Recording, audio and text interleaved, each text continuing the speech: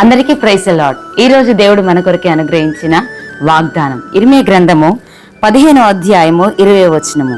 అప్పుడు నిన్ను ఈ ప్రజలను పడగొట్టజాలని ఇత్తడి ప్రాకారంగా నేను నియమించేదను. ఈ లేఖన భాగాన్ని మనం చూసినట్లయితే సత్యం కోసం నిలబడుతున్నప్పుడు వ్యతిరేకత ఎంత వచ్చినా గానీ దేవుని వాగ్దానం చేత పట్టుకుని మనం నిలబడినప్పుడు దేవుడు మన జీవితంలో ఇత్తడి ప్రాకారం వల్ల నిలబడతానని వాగ్దానం చేస్తున్నాడు. ప్రియ దేవుని బిడ్డ, ఈ దిన వాగ్దానము నీ పట్ల నిశ్చయంగా నెరవేర్చబడును గాక.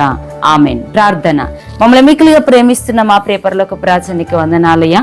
ఇర్మీయాకు మీరు మాట్లాడుతున్న మీ మాటకే వందనాలు. భయపడి కృంగిపోయిన సమయంలో నువ్వు భయపడనక్కరలేదు, నేను నీకు తోడుగా ఉన్నా, నిన్ను విడిపిస్తానని వాగ్దానం చేసి ఇత్తడి ప్రాకారం వల్ల నేను తోడుగా ఉన్నానని చెప్పిన దేవా నీకే స్తోత్రం ప్రభువా.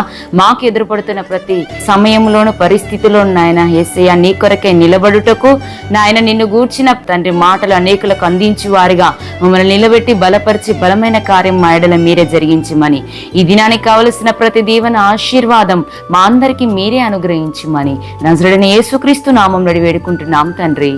ఆమేన్. Praise the lord.